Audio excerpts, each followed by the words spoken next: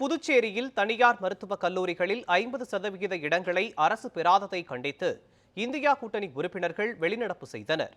புதுச்சேரி சட்டமன்ற கூட்டத்தொடரின் 7வது நாளான இன்று பட்ஜெட் மீதான விவாதம் நடைபெற்றது. அப்போது பேசிய எதிர்க்கட்சித் தலைவர் சிவா, புதுச்சேரியில் தனியார் மருத்துவக் கல்லூரிகளில் மாணவர் சேர்க்கையில் 50% இடங்களை அரசு ஏன் பெறவில்லை என்று கேள்வி எழுப்பினார்.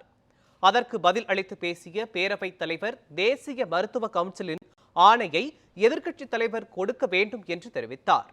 இதனை கண்டித்து திமுக, காங்கிரஸ் உறுப்பினர்கள் சட்டமன்றத்தில் இருந்து வெளிநடப்பு செய்தனர்.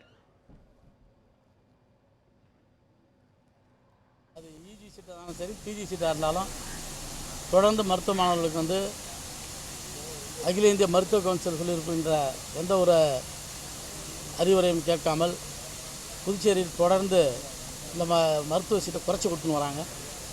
50% இடஒதுக்கீடு கண்டிப்பாக கொடுத்து ஆகணும்னு சொல்லிட்டு நம்ம தொடர்ந்து கேட்டுன்னு வரோம்.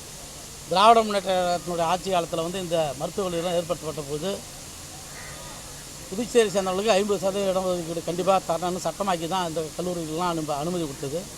தொடர்ந்து கொஞ்சம் கொஞ்சமாக குறைச்சிருந்தோம். இந்த ஆண்டு அதிகமாக குறைக்கிறதுக்கான முயற்சியில் இறங்கியிருக்கிறாங்க. இதை கண்டித்து இன்றைக்கி நாங்கள் வெளிநடப்பு பண்ணியிருக்கின்றோம். 50% இடஒதுக்கீடு புதுச்சேரி மாணவர்களுக்கு கிடைக்கணும். அதே போல் யூஜிலையும் பிஜிலையும் அந்த 50% கொடுக்கணும்னு சொல்லி கேட்டுருக்கோம்.